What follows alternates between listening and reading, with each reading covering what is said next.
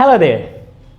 In this video, we'll look into how to handle the common problems in IELTS speaking test. The first thing is unable to talk for 2 minutes. This comes in the IELTS speaking cue card. We got a topic. Now you need to talk for 2 minutes. But you understand, okay, this is the topic I need to talk for. So for example, you get a cue card on a restaurant, a famous restaurant or a restaurant you frequently visit. You are in a hurry to talk about the name of the restaurant, where the restaurant is, then you talk about food. Food is really amazing, and after that you don't know what to talk. So for that, firstly, you need to give a detailed description. You need to picturize that thing first so that you can give minute details.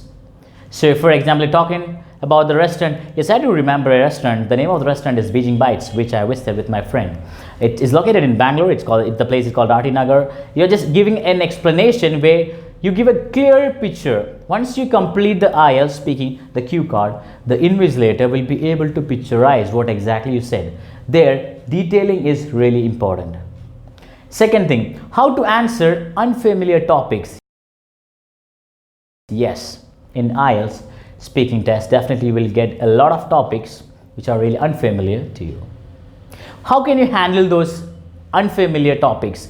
First, you need to understand IELTS speaking test is basically a test of English. They're not testing your language. They're not testing your knowledge. It's basically they're testing your English. So what you need to understand, might be you don't know about it, but you have heard somewhere.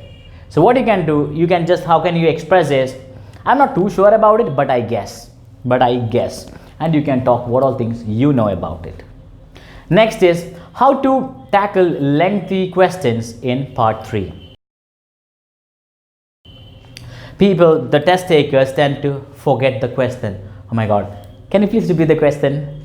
They frequently ask. You can ask, but not every single question. Some questions you can ask. I'm so sorry, I missed it. Could you please repeat the question? You can ask. It's purely fine, but not every single question. So for that, how to handle that is basically understand the key words in the question. It'll be very easy for you to talk. Don't need to remember the entire question. Just understand and remember those key words in the question. It'll help you to talk. All right. The next problem, most frequently what I have seen, is going off topic. This comes in especially the cue card. You start talking about the restaurant, you start talking, yeah, the restaurant is really good. I have my friend and I visited the restaurant, it's superb, the food is delicious, yummy, and you're just talking like that. But at one point of time, you just don't know what to talk. Then you go, all right, after having food from the restaurant, my friend and I thought, why can't we go for a movie? Then the topic divert to movie.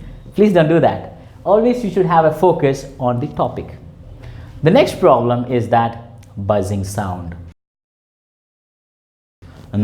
I would like to talk about this is buzzing sound. Please try to avoid that buzzing sound.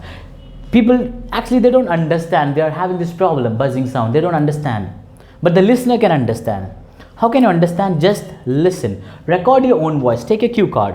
Record the voice for 2 minutes. After that, use your earphones or headphones and listen to your own recording. You will be able to understand.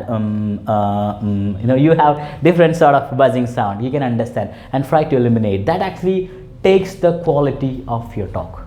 Make sure, please eliminate that buzzing sound. Then you need to understand there is a hidden why in the questions. The hidden why. Do you play football? No. They don't say why you don't play football.